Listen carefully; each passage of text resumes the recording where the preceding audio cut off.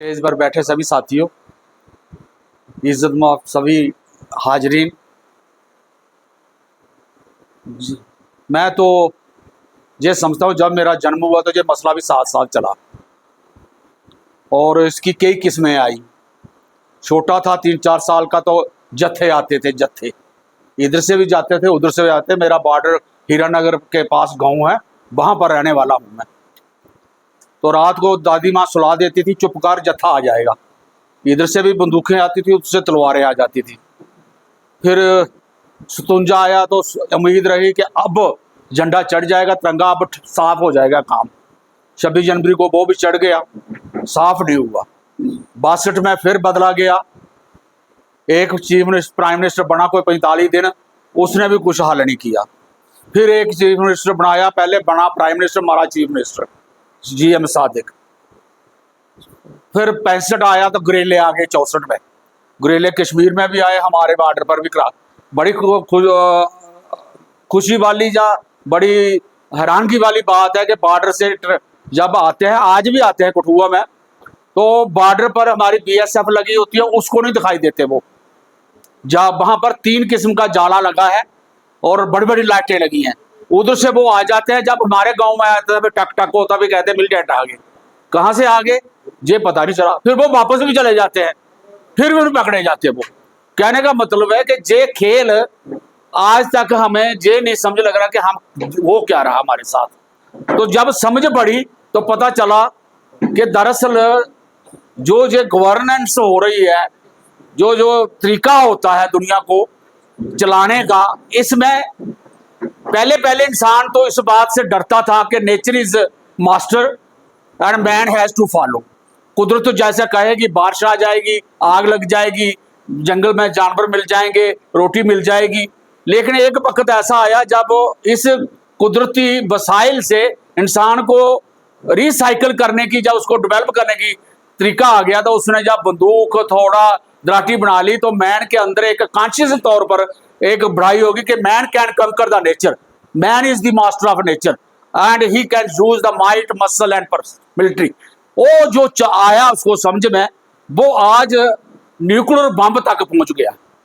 और वो मास्टर जो बना, वो मास्टर चाहता है कि इस कुदरत का मालिक मैं हूं, इसकी हवा का मालिक मैं हूं, इसके जमीनी स्रोत का मालिक मैं हूं, और जो जमीन पर पैदावार होती है वो जो इंसान है ये भी मेरे गुलाम है और मैं इन्हें गुलाम की तरह इस्तेमाल करूंगा।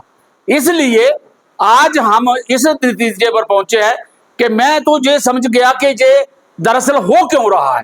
हमारे अंदर एक बनी हुई बात है कि हमेशा 2 चीजें अपोजिट होती हैं एक दूसरे के खिलाफ, माँ बाप के खिलाफ और बाप माँ के खिलाफ, भाई भाई के। लेकिन ये चीज नहीं है कुदरत में। कुदरत में डाइवर्सिटी होती है, भिन्नता होती है, उनके अंदर यूनिटी भी होती है, उनके अंदर स्ट्रगल भी होती है। अगर माँ बाप के अंदर यूनिटी ना हो तो आगे औलाद नहीं बनेगी, अगर उनके अंदर स्ट्रगल नहीं हो तो डेवलपमेंट नहीं होगी। इसी तरह समाज में भी इस तरीके से होता है कि रेशनली सोचा जाए अगर, तो पूरा समाज कभी लड़ता है और कभी इकट्ठा हो जाता है। असेंबली में, पार्लियामेंट में जब पेंशन बढ़ा रही हो तो सब इकट्ठे हो जाते हैं, और जब लड़ना हो तो थोड़ी देर लड़ लेते हैं, कहते तू इस पर बोलना मैं इस पर बोलूंगा। ये यूनिटी एंड स्ट्रगल अगर प्रोसेस हम नहीं समझ पाए तो हम कंट्राडिक्शन में, पता नहीं अभी तक तो न्यूक्लियर बना, इससे भी ऊपर भी कुछ बन जाएगा, क्योंकि मारना है। दूसरे को मारे बगैर मैं आगे बढ़ ही नहीं सकता। मेरे अगर 2 दोस्त मेरे साथ किसी छोटे ग्रुप में हम चल रहे हैं, तो तीसरा ये सोच रहा है कि जब तक मैं इसको पीछे नहीं करूंगा, जब तक मैं इसे मारूंगा नहीं, तो मैं आगे नहीं बढ़ूंगा। अगर वो ये समझे कि मैं इससे डेवलपमेंट में बढ़ रहा हूं और ये मैं, तो वो मुझे डेवलप कर रहा है, तो इंसानियत के पैदा होगी, रेशनल ह्यूमनिज्म पैदा होगा, तर्क पैदा होगा, दलील पैदा होगी, और दलील से समाज बढ़ेगा। जब तक दलील नहीं आएगी, दलील मानी नहीं जाएगी, दलील कही नहीं जाएगी, तो फिर तो बंदूक चलेगी। उसका अल्टरनेटिव है क्या? जब किसी को पीछे करना है, चाहे वो पार्टी है, चाहे वो ग्रुप है, चाहे वो आइडिया है, चाहे वो देश है, ये अगर किसी को पीछे करना है, तीर कमान से लेकर आज तक न्यूक्लियर चलाना पड़ेगा। आज अमेरिका ने चलाकर देख लिया, ईरान ने वो आयरन डोम उड़ा दिया जिसको कोई तोड़ नहीं सकता था, उसने तोड़ दिया। इसका मतलब है कि कंट्राडिक्शन में हम एक दूसरे को मारने के पीछे लगे हुए हैं। जब हम मारने के पीछे लगे हुए हैं तो फिर इकट्ठे होकर बैठना क्यों है हमने? जब मैं जम्मू कश्मीर को इकट्ठे रखना नहीं चाह रहा, मैं रखा रहना नहीं चाहता कश्मीर के साथ, तो मैं फिर यहां आया क्यों? मैं भी बॉर्डर पर रह रहा हूं। मैंने भी 65 देखा, मैंने भी 64 देखा, 71 देखा, टैंके देखी, मोर्चे देखे, सब कुछ देखा। और मोर्चों में ये ऐसा होता है कि रात को औरत को डिलीवरी हो जाती है तो ससुर वहां होता है, सास वहां होती है, हस्बैंड वहां होता है, लैट्रिन नहीं होती है, शौचालय नहीं होता है। वो औरत कैसी इज्जत में जीती है? वो मोर्चे में जी रही है? क्या मोर्चा कल्चर ठीक है? अभी इजराइल में बड़े मोर्चे बने थे, टूट गए। फिलिस्तीन में बड़े टैंक मोर्चे बने थे, सब टूट गए, कुछ नहीं बचेगा। अगर बचेगी, अगर बचा सकते हो तो रेशनल मूवमेंट खड़ी करो, डेमोक्रेटिक मूवमेंट खड़ी करो, इंसान को इंसान समझो, जानवर को जानवर समझो, कुदरत को कुदरत समझो। अगर ग्लोबल वार्मिंग ने मार दिया तो वो ही मार देगी। आज 50 तक डिग्री कठुआ में थी, 35 थी तो इधर भी है, उससे सड़ रहे हैं लोग। आज बाढ़ें इतनी आ रही है, समुद्र उछल रहे हैं, दरियाएं उछल रहे हैं। इसलिए हमें पर्यावरण को भी बचाना है, तो हमें एक ऐसा फार्मूला पकड़ना पड़ेगा to protect the nature and save the humanity. Nature human centric formula पकड़ना पड़ेगी, जिसमें नेचर भी बचे, इंसान भी बचे, तो उसमें हमारी इंसानियत होगी। तो मैं उस हिसाब से कहता हूं, मैं डेडली अगेंस्ट हूं बाहर के, मैं डेडली अगेंस्ट हूं कन्फ्रंटेशन के, मैं डेडली अगेंस्ट हूं एनिमी की जो थ्योरी है। मैं फ्रेंडशिप और अनफ्रेंडशिप, डाइवर्सिटी एंड यूनिटी, और वो पार्टियां ज्वाइन होती रही, तब्दीली होती रही, कभी चीफ मिनिस्टर बदलता रहा, कभी मिनिस्टर बदलता रहा, वो थ्योरी नहीं अब चलेगी। मैं ये कहना चाहता हूं इंडियन पीपल्स को, सारे जो मेरे लोग देश के लोग हैं, उनको एक प्लेटफॉर्म बनाओ, जिसको चीफ मिनिस्टर नहीं बनाना हो, जिसको मिनिस्टर नहीं बनाना हो, उसको सिर्फ इंसानियत बचानी हो, फिर कश्मीरी सब आपके पास आएगा, फिर जम्मू कश्मीर सब आपके पास आएगा, और वो ढूंढेगा कि मेरी हिफाजत कौन कर सकता है। हम अभी जाएंगे तो कांग्रेस वाले कहते पहले ज्वाइन करो, फिर हम आपको बचा लेंगे। दूसरा कहता नहीं, पर ऐसी मूवमेंट खड़ी करो, हम आपके साथ है। धन्यवाद, शुक्रिया। The basic issue that the Kashmir people who lost their right by abrogation of the Article 370, that is the main issue. And after that, now this Pulwama incident has taken place, and innocent people suffered. Now the people of Kashmir, they want that the permanent peace, and also they want the the total independence. So when we are Constitution of India, and many people have expressed that we should have the similar right what other states have got, and our the right of the independent state here, Kashmir, Jammu Kashmir was independent state, and this people of this Kashmir should not be a victim for the, yes, should not be victim for the. Good morning to everybody. I came here on the invitation extended by my friend Mr. Salim Saab. So he told me, actually I should have come in the first delegation only when the Socialist Party had came. We came here after the Pahalgam attack. Government of India has declared war, and 3 days the bombardment at the border side has taken place. After the post-war, lot of casualties have taken place. People were died, and the people of innocent people who are no way concerned to the incident has taken place with the tourist. So they become a victim by the act of the states. So on his request, I came here. I visited yesterday and also day before day also, 2 days. We we understood and we came to know that innocent people and they lost their lives and also they lost their properties. And many people have expressed their problems and all those things. But one thing overall, I got an impression, because many times I had came as a tourist to Kashmir, but this time I am not a tourist. I was with the Citizen for Democracy people. But the people of this Kashmir Valley are traditionally and historically, they are the peace-loving people, in fact. This fundamentalist, whether the fundamentalist, a Hindu fundamentalist, or a Muslim fundamentalist, or a Christian fundamentalist, these fundamentalists always they created disturbances in any part of the world. But in India, it become a major issue now, because the BJP, which is a fascist party, having the basic ideologies, the targeting the minorities in India. You are saying that your only thing is happening here in Kashmir now. No, Kashmir now you are in majority here. You are the safe with your neighbors and all those things. But the Muslims in the rest of India now, so they are feeling afraid because there are minorities there.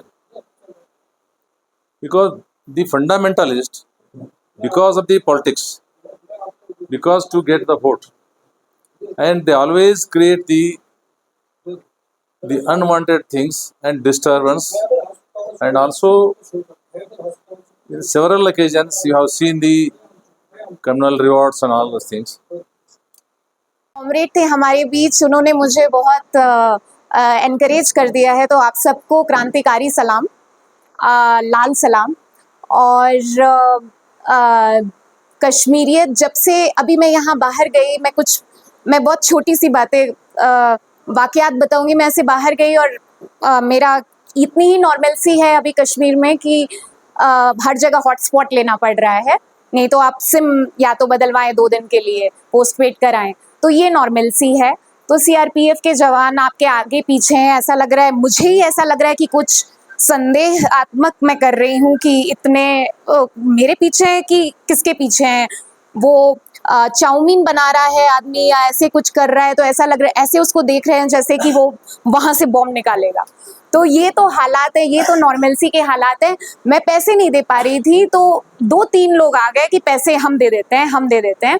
मैंने कहा नहीं ऐसे नहीं होता है, तो उन्होंने कहा नहीं हमारे यहाँ तो ऐसा ही होता है। तो ये है कश्मीरियत के हम जितने 2-3 दिन से आए हुए हैं और एक से एक एग्जाम्पल देखा। मैं सीएफडी की तरफ से ये बात रखना चाहूँगी कि हम मरते दम तक इस लड़ाई को लड़ेंगे, कश्मीर की लड़ाई को मरते दम तक आपके हकों के लिए लड़ेंगे, और आपकी आवाज़ जो है उसे देश के कोने कोने तक पहुंचाएंगे। मैं आप लोगों को एक और चीज़ बताना चाहती हूँ कि हम सारे जो मजलूम हैं, जो ऑप्रेस्ड हैं, इंडिया के डिफरेंट पार्ट्स में और कश्मीर के डिफरेंट पार्ट्स में, we need to come together. हमें साथ आने की बेहद ज़रूरत है। मैं आपकी जानकारी के लिए बता दूं, बस्तर जल रहा है इस समय, वहाँ पे भी बॉम्बिंग्स हो रही हैं, एरियल बॉम्बिंग्स हो रही हैं ट्राइबल्स पे, वो भी सताए हुए हैं इस स्टेट के।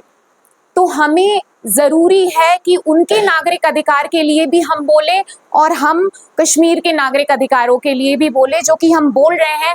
लेकिन हम जब तक, फिर चाहे जो फिलिस्तीन में हो रहा है, गाज़ा में हो रहा है, ईरान में हो रहा है, बस्तर में हो रहा है, उड़ीसा में हो रहा है, हमें सबके लिए बोलना है और हम सबको सबके लिए बोलना है। अगर हम सारे ऑप्रेस्ड साथ आएंगे तो मुझे नहीं लगता कि हमारे लिए इतना मुश्किल है अपने हकों के लिए लड़ना।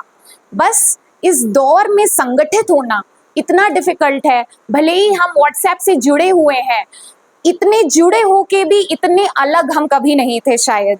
पहले हम सड़कों पे निकल जाते थे, अब क्लाइमेट क्राइसिस है। पहले हम सड़कों पे निकल के चिल्लाते थे, अपनी आवाज उठाते थे, अब सोशल मीडिया व्हाट्सएप फॉरवर्ड पर हम निर्भर करते हैं। एक पैरेलल वर्ल्ड बन गया है, वर्चुअल वर्ल्ड और एक रियल वर्ल्ड।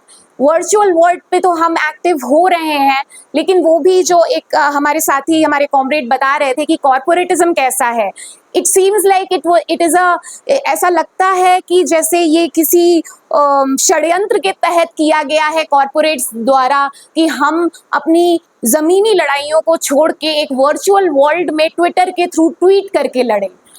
कभी कभी ऐसा लगता है, मैं ये कभी कभी हताशा में कहती हूँ कि लगता है इंकलाब अब व्हाट्सएप पे आएगा या ट्विटर पे आएगा, ट्विटर स्टॉर्म करने से। तो ट्विटर स्टॉर्म हम करें, वो भी एक माध्यम है। लॉ, मैं अधिवक्ता हूँ, मैं लॉयर हूँ सुप्रीम कोर्ट में, और मैं मानती हूँ कि लॉ बहुत ही बड़ा माध्यम हो सकता है लड़ने के लिए, लेकिन सिर्फ लॉ माध्यम नहीं हो सकता। लॉ का भी मिसयूज हो रहा है लॉफेयर के तौर पे। यूएपीए एक लॉ है, लेकिन कैसा लॉ है? काला कानून है। पीएसए के तहत ऑपरेशन हो रहा है। लॉ का यूज किया जा रहा है, मिसयूज किया जा रहा है। विमेन्स राइट्स के नाम पे शोषण हो रहा है। विमेन्स राइट्स के नाम पे कि अभी जो जनरल कर्नल सोफिया कुरैशी, जिनके बारे में महमूदाबाद जी ने कोई टिप्पणी की, फेसबुक पे साधारण सी टिप्पणी थी, लेकिन उसमें विमेन्स कमीशन तुरंत आ गया। उसका क्या हरियाणा विमेन्स कमीशन तब क्यों नहीं आया जब हर दिन सरकार के खुद के आंकड़ों के मुताबिक हर दिन करीब 10 से ज्यादा रेप केस है। ये तो सरकार के आंकड़ों के मुताबिक है। 26,000 औरतें उड़ीसा में गायब हो चुकी हैं। वहां विमेन्स कमीशन है ही नहीं उड़ीसा में। और जब विमेन्स कमीशन भी आ रहा है, हमारे ट्रिपल तलाक, ये सरकार कहती है कि ट्रिपल तलाक से वो मुसलमान औरतों को प्रोटेक्ट करती थी। इतनी सारी कश्मीरी औरतें जो बेवा हैं, जो अपने बच्चों के लिए रो रही हैं क्योंकि वो सलाखों के पीछे बंद है, उनका क्या? और ये बोलते हैं कि ये हिंदू औरतों को भी बहुत प्रोटेक्ट, इस मामले में ये बहुत सेक्युलर है। ये मैं बार बार बोलती हूँ कि मुसलमान औरतों को भी प्रोटेक्ट करते हैं ये ट्रिपल तलाक के थ्रू, और हिंदू औरतों को लव जिहाद के थ्रू। हमें प्रोटेक्ट करने की जरूरत नहीं है, हमें किससे प्रोटेक्शन चाहिए, ये बात है। हमें मौका दीजिए आगे आने का। मैं चाहूंगी कि इसके बाद मैं जब भी कश्मीर आऊं, मैं कश्मीरी औरतों से और मुखातिब हो सकूं, उनकी बात और समझ सकूं, सुन सकूं। और बहुत सारी ऐसी चीजें जो मैं कहना चाहती थी, लेकिन रसूल भाई ने वो कह दी। और हाँ, वो एनजीओ कल्चर और आइडेंटिटी पॉलिटिक्स के खिलाफ भी एक लड़ाई लड़नी पड़ेगी। और मुझे लगता है इसी के साथ मैं अपनी बात को ख़त्म करना चाहूँगी, लेकिन मैं फिर से ये दोहराना चाहूँगी कि आखिरी पल तक सीएफडी के माध्यम से, पीयूसीएल के माध्यम से, मैं पीयूसीएल की ऑर्गेनाइजिंग सेक्रेटरी हूँ, उसके माध्यम से हम ये जंग जारी रखेंगे। पिछले 5 साल से मैं इंतज़ार कर रही थी कि मुझे एक मौका मिले कश्मीर की धरती पर आने का, एब्रोगेशन के बाद क्या हालात है उन्हें जानने का। और मैं बहुत बहुत तहे दिल से शुक्रिया अदा करना चाहूँगी यूनाइटेड पीस अलायंस और सीएफडी के हमारे मेंबर्स का कि उन्होंने पर्सनली मुझे ये मौका दिया और सीएफडी को ये मौका दिया। तो बहुत बहुत शुक्रिया। लाल सलाम, क्रांतिकारी सलाम। बहुत बहुत शुक्रिया। ये थी वर्तिका मणि, जो सुप्रीम कोर्ट की जानी मानी लॉयर है, वो सेक्रेटरी है हमारी ऑर्गेनाइजेशन। और एक दो स्पीकर्स हैं। इससे पहले आज ही के जो कुछ अहम ऐलानात करेंगे हमारे सेक्रेटरी जनरल शशि शेखर सिंह जी। तो उससे पहले अनिल ठाकुर जी, जो खुद एक टीचर है, प्रोफेसर है, आप 2 मिनट में बात करें। और हमारे अहम स्पीकर सैयद मेहदी साहब जो है, मुंतजर मेहदी साहब, उनको भी सुनेंगे। कि मुझे यहाँ आने का मौका मिला और हमारे साथी शशि शेखर सिंह जो हैं, जो जनरल सेक्रेटरी हैं सीएफडी के, उन्होंने ये सारा प्रोग्राम शाहिद साहब से, सलीम साहब से मिल के ये सारा ऑर्गेनाइज किया। तो मुझे बहुत खुशी है यहाँ लोगों के विचार सुनकर। और मेरा ये मानना है कि देखिए, अभी आपके सामने दीपक ढोलकिया जी ने अपनी बात आपके सामने रखी कि मतलब ये शुरुआत आपको करनी है। आप हमारी तरफ देख रहे हैं, हमारी कोई पॉलिटिकल पार्टी नहीं है ये कि जो ये आपके साथ खड़ी है। ये शुरुआत आपको करनी है और जिस ढंग से आप लोग सब लोग मिलके यहाँ पर आए और अपनी बात को रखा है, हम लोग आप अपनी शुरुआत जो है कीजिए।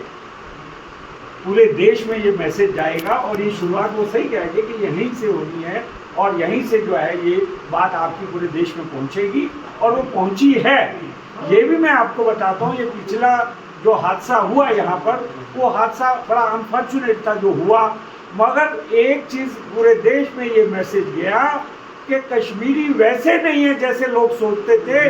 कश्मीरी जब कोई तकलीफ आई किसी के ऊपर या कोई उसका भाई जो है वहाँ पर वो सैलानी जो मारे गए तो उसके लिए अपनी जान भी दे सकते हैं। तो मामूली मतलब वो घोड़े वाले इंसान ने इतना बड़ा काम किया कि वो इतिहास में अमर हो जाएगा।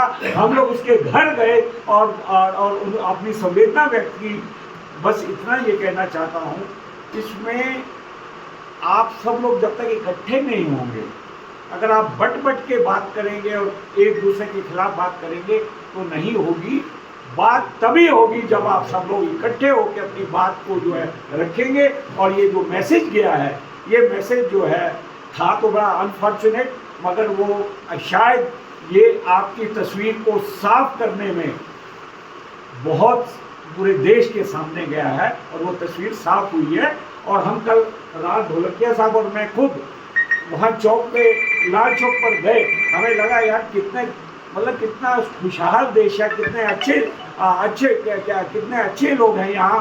और तमाम लोग जो है देश भर से वहाँ आए हुए थे और वो जो है उन्होंने वो जो है वहाँ पर हमने अपनी आंखों से देखा। और कश्मीर आपका है, हम आपके साथ हैं और कश्मीरियत को बचाना है, इस देश को बचाना है। और ये देश जो है, ये देश खाली आप कश्मीर तक नहीं रखिए, ये सारा देश आपका है जो आपके साथ खड़ा है। और इन शब्दों के साथ आपका बहुत बहुत धन्यवाद, बहुत बहुत शुक्रिया। शुक्रिया सलीम भाई।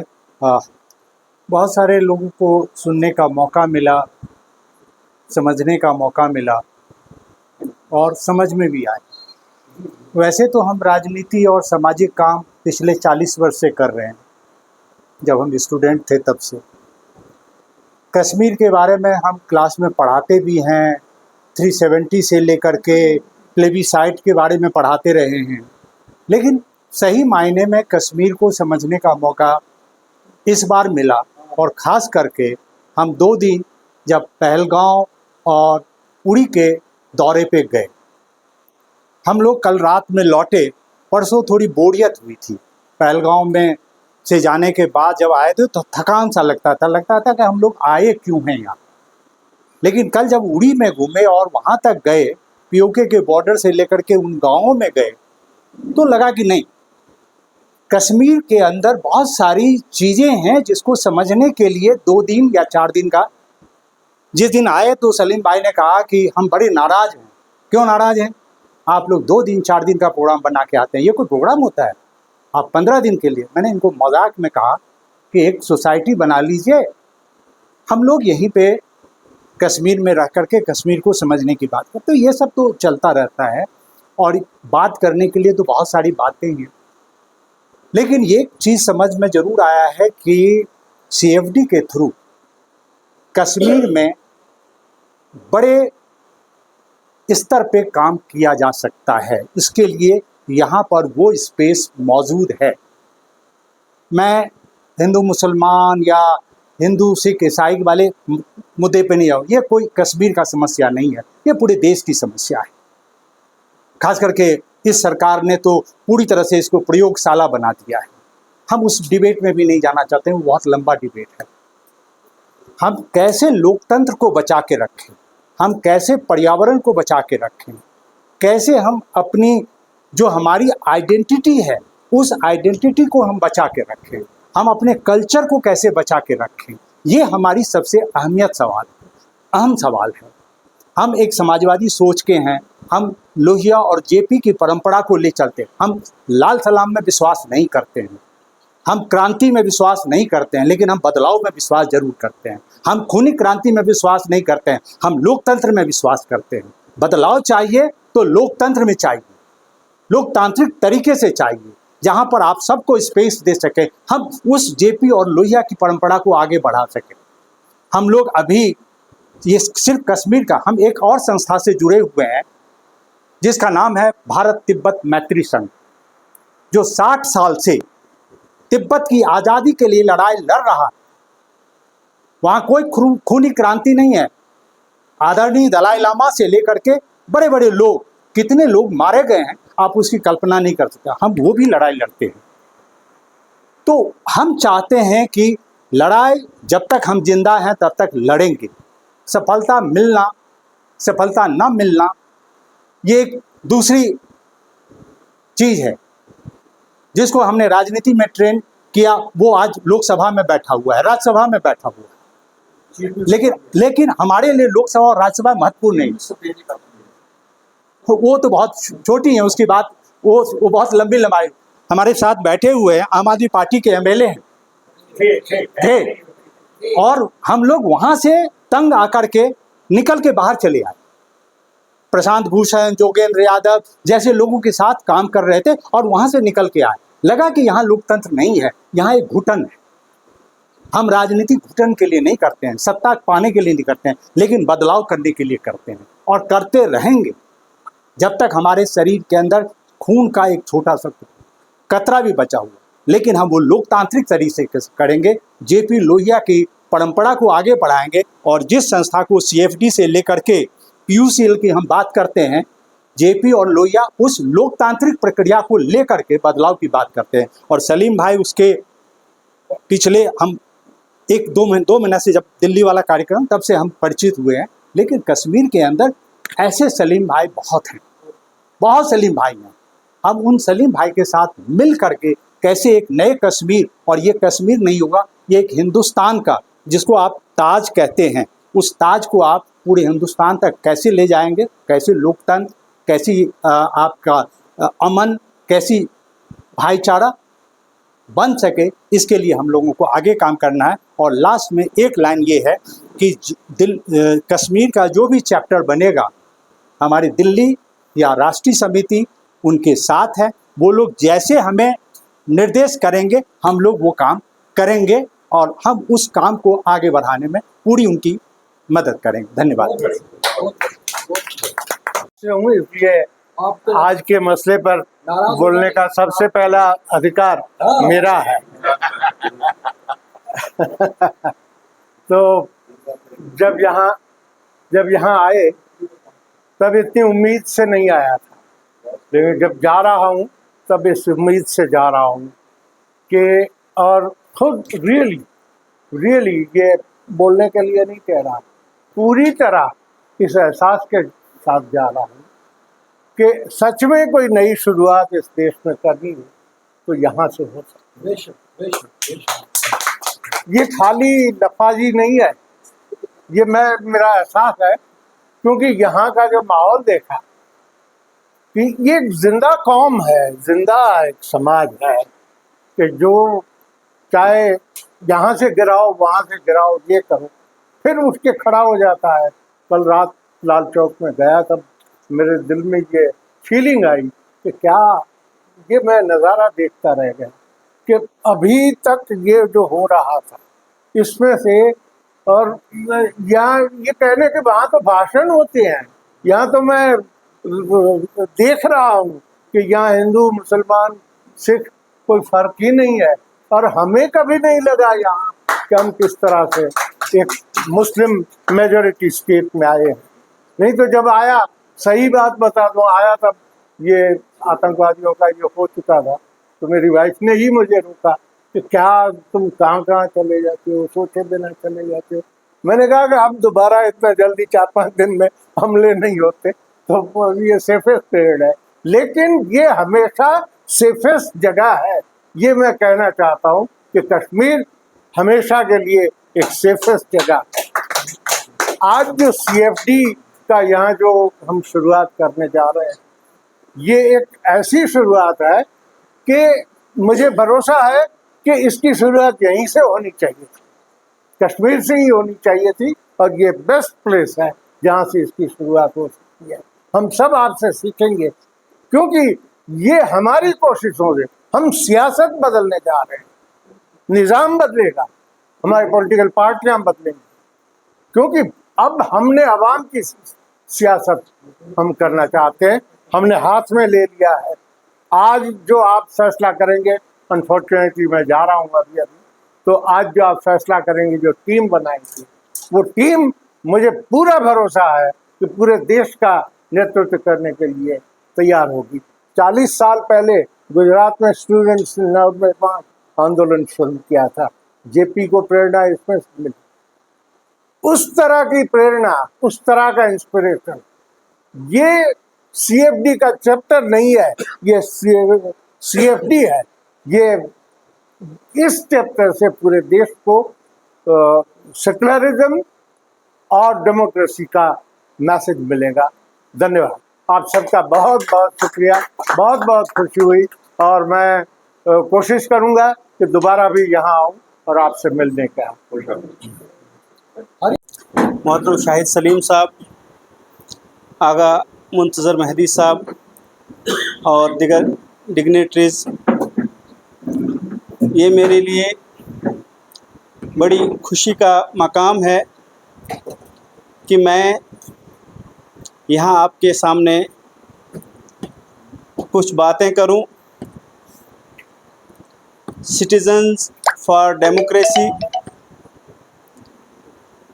ये जो लफ्ज़ है, यानी जमहूरियत इन लोगों के लिए, लोगों की तरफ से, लेकिन मौजूदा दौर में जो दिख रहा है, अब वो जमहूरियत कम और डिक्टेटरशिप की तरफ जा रहे हैं।